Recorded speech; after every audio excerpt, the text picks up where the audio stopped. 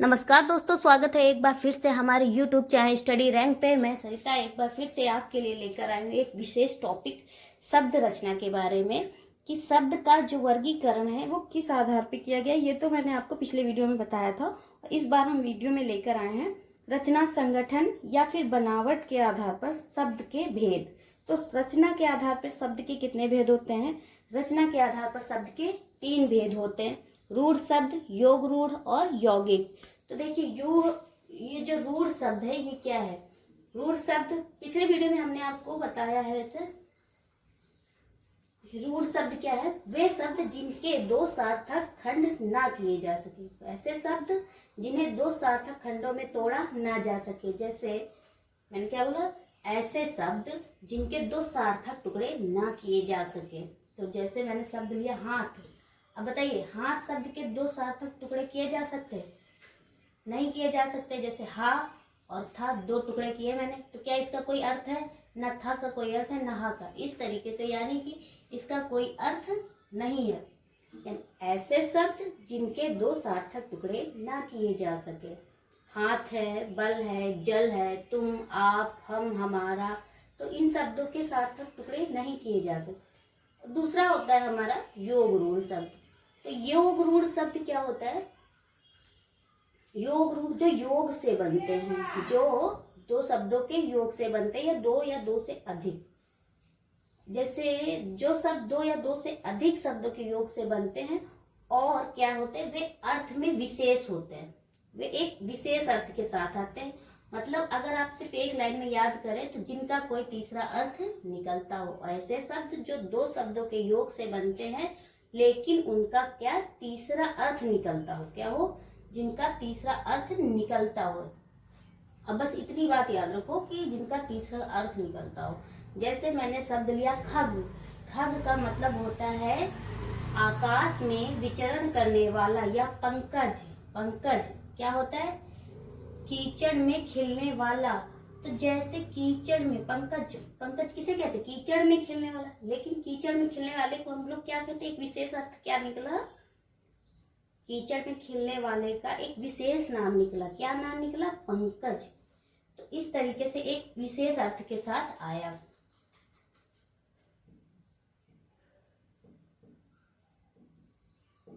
पंकज हो गया इस तरीके से, यानी इसका एक विशेष अर्थ निकला। पंकज कीचड़ में खिलने वाला एक विशेष अर्थ के साथ आ गया, या इसका एक तीसरा अर्थ निकला। क्या निकला?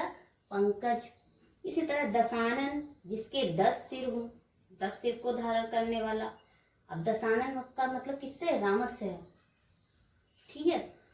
तो यानी वे शब्द जो 2 या 2 से अधिक शब्दों के योग से बने हों लेकिन अर्थ में विशेष अर्थ लाते हों या तीसरा अर्थ निकलता। तीसरा आ जाता है हमारा यौगिक शब्द। यौगिक, यौगिक से पता चलता है जो योग से बने हो। यानी ये शब्द भी क्या होते हैं? 2 या 2 से अधिक शब्दों के योग से बने होते हैं। इनमें दोनों में ये बात कॉमन है, 2 या 2 से अधिक शब्दों के योग से बनते हैं। 2 सार्थक खंड किए जाए। इसमें देखिए इनके 2 सार्थक खंड किए जा सकते हैं। यौगिक शब्द में क्या होता है? किसी भी शब्द के यौगिक शब्द में, जैसे मैंने कोई भी शब्द ले लिया, एक हिमालय। हिमालय, अब देखिए इसके 2 सार्थक टुकड़े किए गए। एक तो हिम और दूसरा आलय, यानी इसके टुकड़े भी किए जा सकते हैं। एक हिम हो गया और एक आलय, यानी बर्फ का ग्रह, हिम ग्रह, तो बर्फ का घर हो गया हिमालय। यानी एक इसका ये सार्थक टुकड़ा, एक ये इसका सार्थक टुकड़ा, यानी 2 शब्द हुए और दोनों अपने अपने में अर्थपूर्ण है। यानी इनके 2 सार्थक टुकड़े किए गए और इनका एक अर्थ भी निकल रहा है। साथ ही साथ अगर इनमें उपसर्ग एवं प्रत्यय के योग से बनते, या फिर क्या होगा, ये या तो ये 2 शब्दों के योग से बने होंगे या फिर इनमें उपसर्ग या फिर प्रत्यय का योग होगा। और दूसरी बात, इनका कोई विशेष अर्थ नहीं निकलता है। यानी ये कोई, इनका जो अर्थ होता है वो जो अर्थ होता है वही होता है। जैसे हिमालय मैंने बोला था, तो हिमालय का हिमालय ही है। हिमालय के टुकड़े किए गए, हिम प्लस आलय, लेकिन ये अर्थ में क्या है? अर्थ इसका वही निकला, हिमालय ही। यानी हिमालय था, हिमालय है, हिमालय ही रहेगा, यानी इनके अर्थ में कोई परिवर्तन नहीं होगा। अब घर जमाई है, घर जमाई के दो टुकड़े किए जाए, घर और जमाई, तो क्या होगा, इसके दो सार्थक टुकड़े भी हो गए, घर और जमाई, और साथ ही साथ क्या हो गया, अगर इनको मिला दिया जाए तो ये घर जमाई ही रहेगा, यानी इनके अर्थ में कोई परिवर्तन नहीं होगा।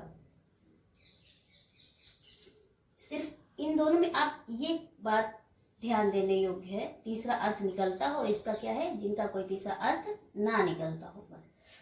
तो दोस्तों, अगर आज का हमारा ये वीडियो आप लोगों को पसंद आया हो तो लाइक कीजिए, शेयर कीजिए और सब्सक्राइब कीजिए। अगर फिर भी कोई प्रॉब्लम रहती है तो आप मुझे कमेंट करके बता सकते हैं। तो धन्यवाद दोस्तों।